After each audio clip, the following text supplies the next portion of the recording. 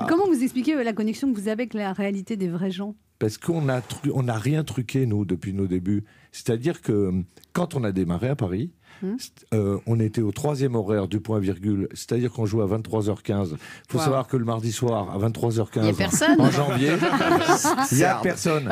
Et alors, quand on arrivait avec notre accent, nos habitudes, et puis surtout notre manière empirique de faire les choses, puisqu'on avait appris sur le tas, on n'était pas du tout dans ce qu'il fallait faire.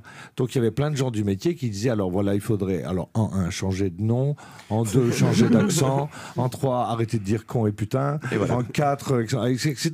Et on a dit non à tout. Et alors on a dit, allez crever, parce que nous, on fait ce métier pour faire ce qu'on veut faire. Ouais. Et donc... Alors ça a été difficile au début, parce que forcément, ça ferme les portes, mais... Vous avez suivi votre ligne, en fait. Voilà. Oui, en fait, sur la durée, on s'est imposé. Personne n'a réussi à vous faire douter, en fait, de votre style. Douter, non, parce que nous, on faisait pas ça pour être riche ou célèbre. On faisait ça pour faire ça. Ouais.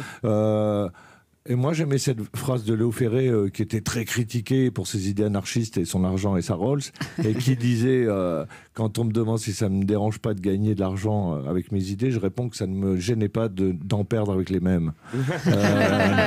C'était une phrase magnifique. Et par exemple... à nos débuts à Paris, on nous reprochait de faire de l'impro sur les gens au milieu du spectacle, de mettre de la mise en abîme. L'improvisation. Ouais, on partait en live, le spectacle durait 2h30, enfin bon, c'était terrible. Et je pense que c'était pas très bien, mais enfin bon, bref, c'était les débuts.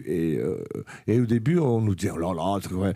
Et il n'y a pas longtemps, on a fait une reprise d'un de nos anciens spectacles que j'ai totalement réécrit, L'Assassin dans la salle, où effectivement l'enquête est sur les gens. Et il y a un des journalistes du même journal qui a écrit cette nouvelle idée géniale de faire participer les gens. C'est le truc qu'on faisait. Il y a 20 ans, c'était...